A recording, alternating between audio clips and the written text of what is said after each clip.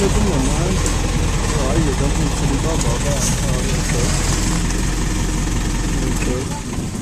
the Slindel is. Oh yeah, he's going wee right there. Just like waterfall. My goodness.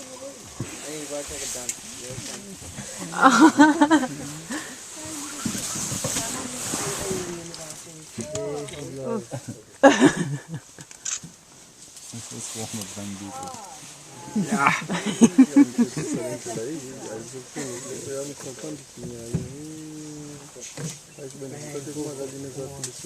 There's another one back there. These are all females? Yeah. Yeah. Yeah. This is what the other guy was looking for, or where he just came from. Yeah. And guys, you'll notice here in ADDO, Elephant National Park, you'll find it very easy to distinguish between the elephant bulls and the cows.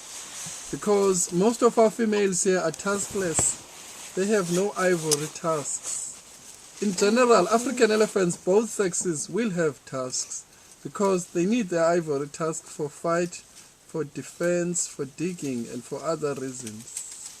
But here we got only 15 females which got the tusks. All others are tuskless, but all elephant bulls do have tusks.